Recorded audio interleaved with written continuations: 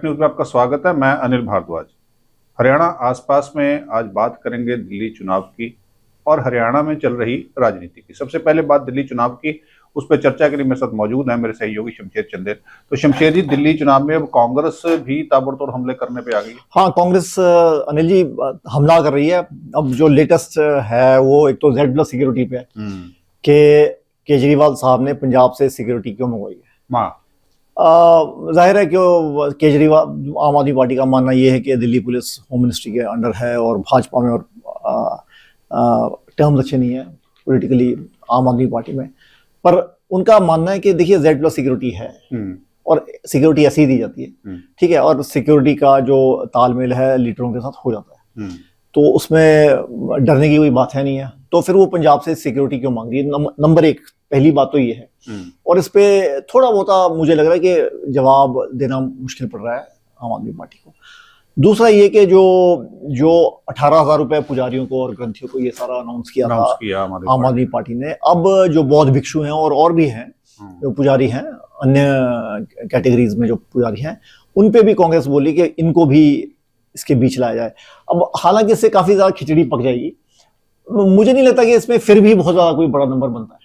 Number कोई बहुत ज्यादा नंबर नहीं बनता, लेकिन उन्होंने एक स्ट्रोक लगाया, कॉम्प्लेक्स आम आदमी पार्टी ने एक स्ट्रोक लगाया। अब जो ये पार्टी, चाहे भारतीय जनता पार्टी हो चाहे कांग्रेस हो, ये क्या करेंगे जी, ये है तो इनको क्यों नहीं आप कर दो अनाउंस।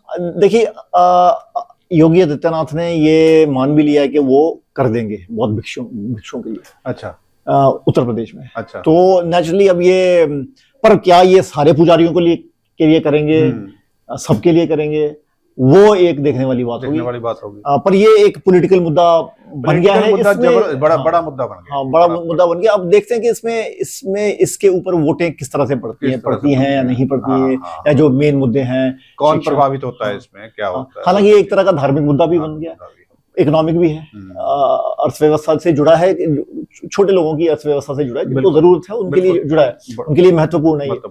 तो ये देखना पड़ेगा कि आने वाले वक्त में कि जो दिल्ली के इलेक्शंस है उसके रिजल्ट्स क्या आते हैं, उससे थोड़ा सा आपको आइडिया हो जाता है। तो बात हरियाणा की कर लेते हैं। हरियाणा में अभय चौटाला ने भाजपा पे हमला बोला है, वो सक्रिय हुए हैं। देखिए अनिल जी, बिल्कुल सक्रिय हो रहे हैं और उनका कारण भी है कि देखिए, एक तो पार्टी काफी अब हाशिए पे है, पर उन्होंने जो सवाल उठाए वो ये है कि 100 दिन की तो ये पूरी कर रहे हैं कि हमारी 100 दिन की ये उपलब्धियां, पर इनसे 100 ये पूरे 10 साल और 100 दिन की उपलब्धियां पूछनी चाहिए, जिसमें इनका मानना है कि हरियाणा बहुत ज्यादा कर्ज में डूबा हुआ है। हालांकि उस पर उन्होंने फैक्ट्स फिगर्स नहीं दिए हैं, पर जो रिसेंट मुद्दा है वो ये है कि 2,500 करोड़ रुपया जो छोटे उद्योगपति है उनका आपने माफ कर दिया है, और पर जो किसान है 85,000 एकड़ जो जमीन है जिसमें नष्ट हुआ है ओलावृष्टि की वजह से या बारिश ना होने की वजह से, उसका जो कॉम्पनसेशन है उसका आपने किसानों को दिया नहीं है।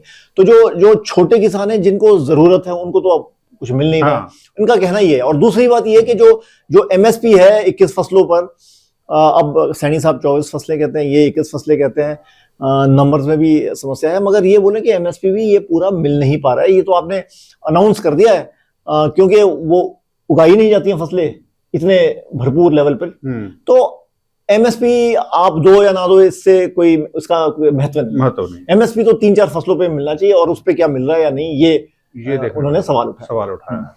बात कानून व्यवस्था की कर लेते हैं। घटनाएं छुटपुट चलती रहती हैं। एक ताजा हत्या जो हुई है उसको लेके थोड़ी राजनीति गरमाई हुई हरियाणा की। हाँ अनिल जी, देखिए ये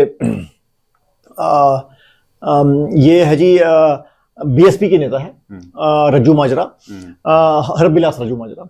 ये पहले इनेलो में थे, इनेलो के बाद वो JJP में गए, और अब बसपा में इलेक्शन भी लड़े, मायावती के साथ मंच साझा किया यमुनानगर में, मुझे याद भी है ये, और इनकी हत्या हुई है। और इस पे काफी अंबाला जो रोड है, पूरा जो अंबाला यमुनानगर है, यहाँ काफी दुकानें भी बंद रही कई जगह, और रास्ते भी बंद रहे, सड़कें बंद रही, काफी ज्यादा प्रदर्शन हो रहे हैं, क्योंकि ये वैसे तो बड़े लीडर तो नहीं है, मगर BSP में हरियाणा में इनका नाम है, और हरियाणा की राजनीति में इनका नाम है, और इस वजह से, क्योंकि अब BSP में है और ये बहुत ज्यादा जाने माने लीडर नहीं, पर फिर भी इनका दम है।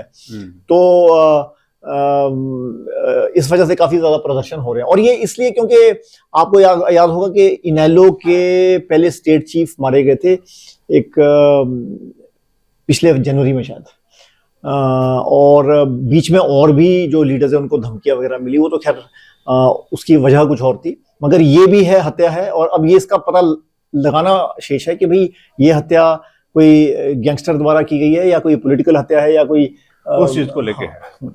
तो शुक्रिया शमशेर जी चर्चा में भाग लेने के लिए। हरियाणा आसपास में आज इतना ही। आप देखते हैं फैक्ट न्यूज। धन्यवाद।